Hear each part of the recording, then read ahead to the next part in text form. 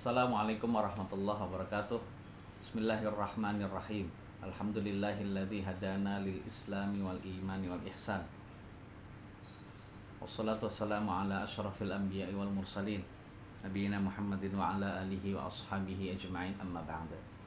Ma'asyiral ikhwati wal akhwat, pemirsa Taubat TV yang dimuliakan oleh Allah Subhanahu wa taala, dimanapun Anda berada. Semoga Allah memberikan rahmat kepada Anda dan juga kami di sini.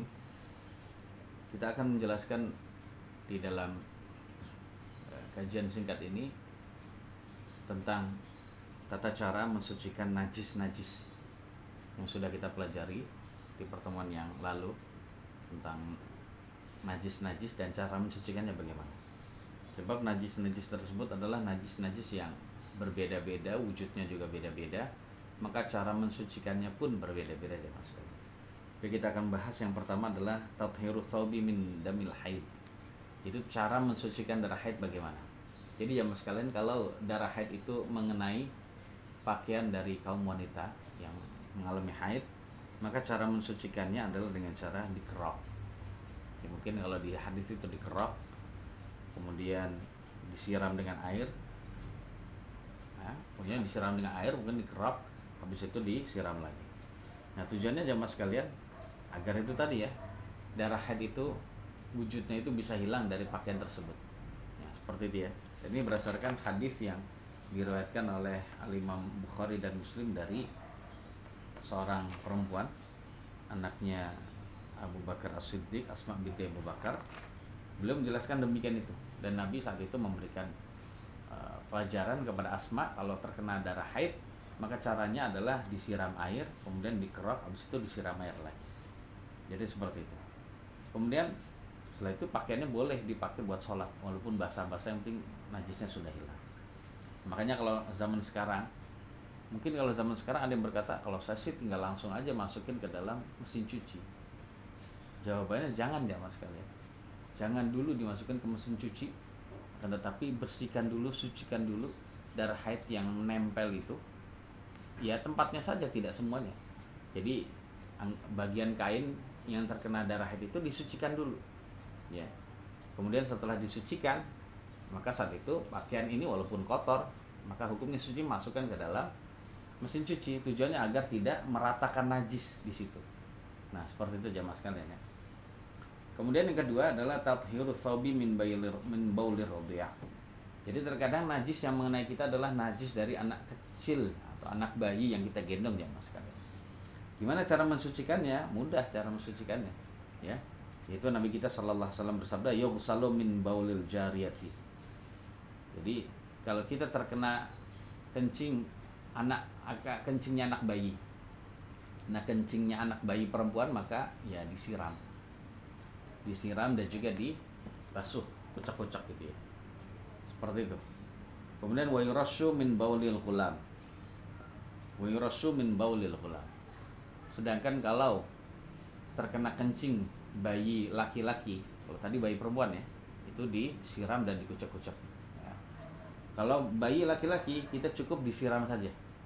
Sebab dengan disiram saja itu najisnya sudah keluar ya, sudah hilang bersama dengan air yang disiram itu tadi. Jadi tidak perlu dikucak-kucak, nggak perlu.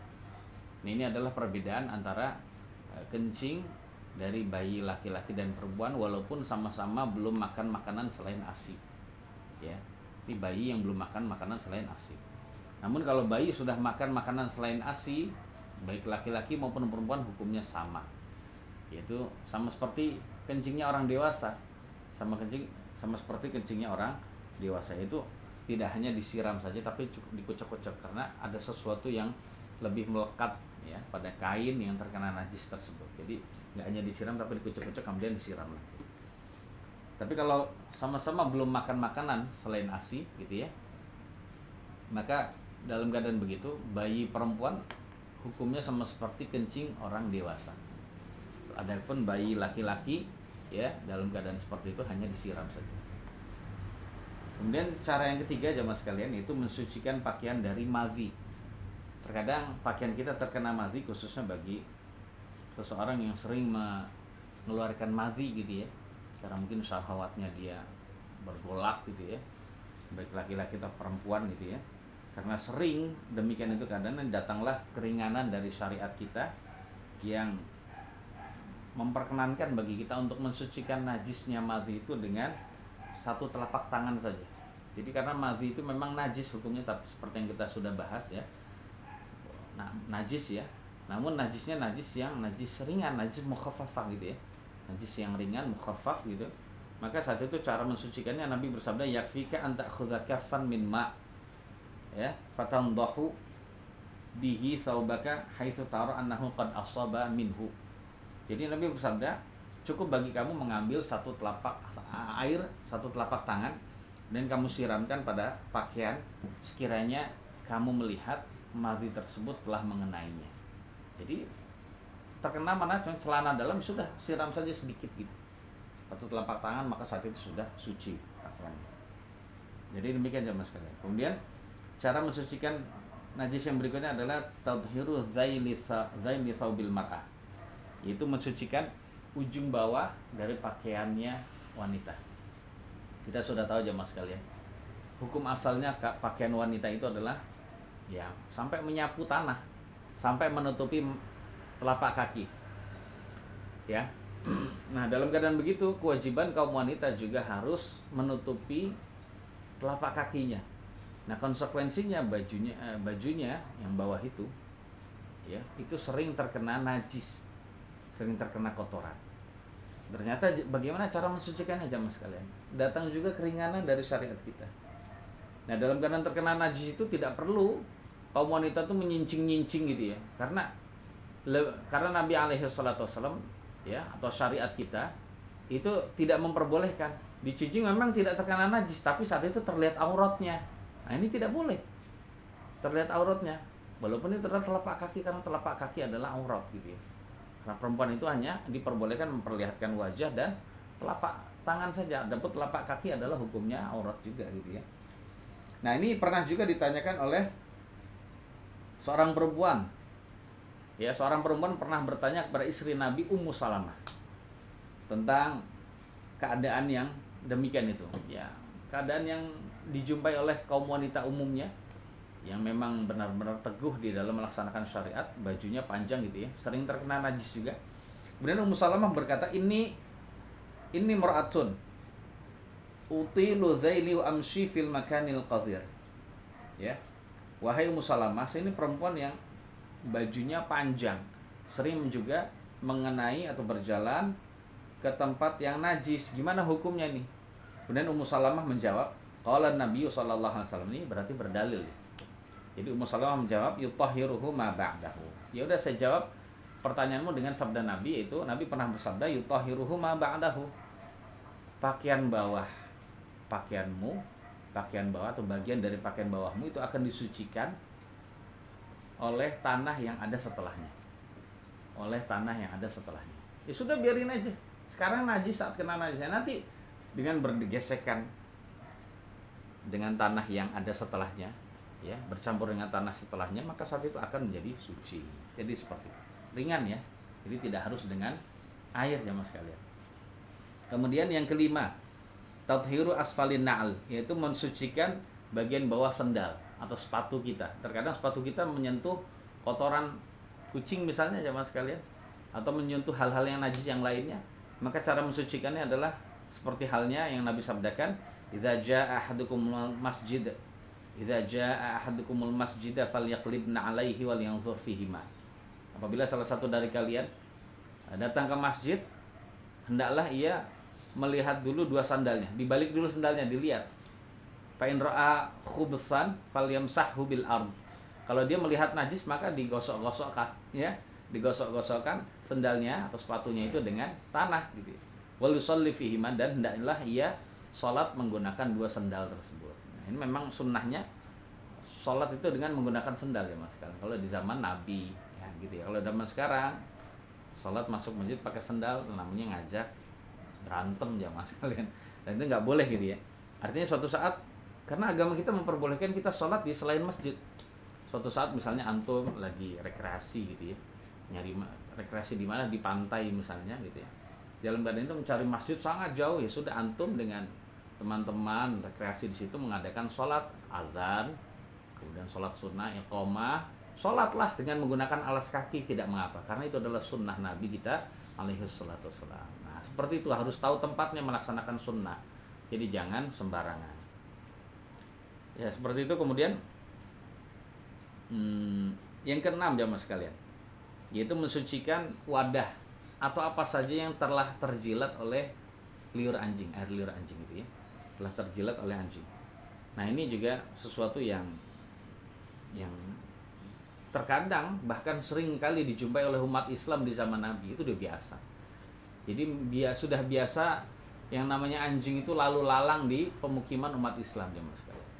Jadi sebenarnya Islam itu tidak terlalu tidak terlalu alergi banget sama anjing gitu ya, karena ya anjing itu ya memang binatang najis ya.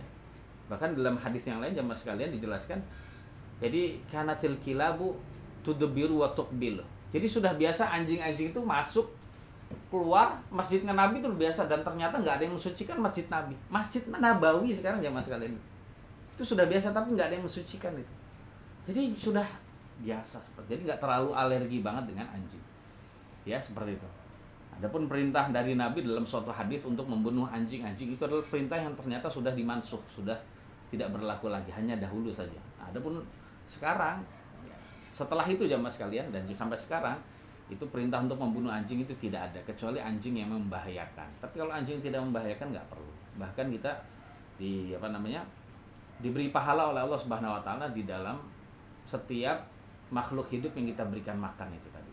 Karena Nabi SAW bersabda, wa fi kulli kabidin rabbatin ajrun. Ya, kita bersedekah kepada setiap makhluk hidup jamaah sekalian itu adalah berpahala.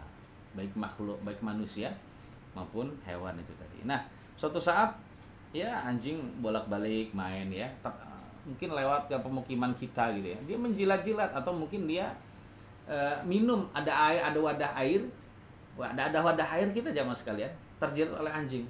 Maka kita tidak usah usir itu anjing itu, biarin aja, kita sudah tahu ilmu kok. Biarin aja anjing itu minum sampai puas, kita dapat pahala mendiamkan itu, biarin. Nah habis itu setelah anjing itu udah puas, nah tinggal kita beresin itu, maksudnya kita suciin gitu ya. Kita sucikan dengan sabda Nabi seperti yang dilakukan oleh Nabi dalam sabdanya, tuhuru ina'i ahdikum idza walagha fihil kalbu ayyaghsilahu sab'a marratin ulahun nabit turab. Jadi jamaah sekalian, cara mensucikan wadah salah satu kali dari kalian yang apabila sudah terjilat oleh anjing adalah membasuhnya 7 kali dengan air. Dan yang pertama, dari basuhan pertama itu adalah dengan menggunakan debu. Jadi kalau mau bagus adalah debu yang pertama, dilumuri debu dulu ya, tanah gitu. Habis itu baru 7 kali dengan air, 7 kali dengan air. Udah suci ya mas kalian, seperti itu ya. Dan di dalam hadis Nabi ini ternyata Nabi nggak main-main menyabdakan sesuatu yang ternyata menjadi mukjizat, karena Nabi berbicara tidak berdasarkan hawa nafsu jamaah sekalian. Ya wa ma yantiqu 'anil hawa. Jadi beliau apa sih urgensinya menggunakan debu gitu ya?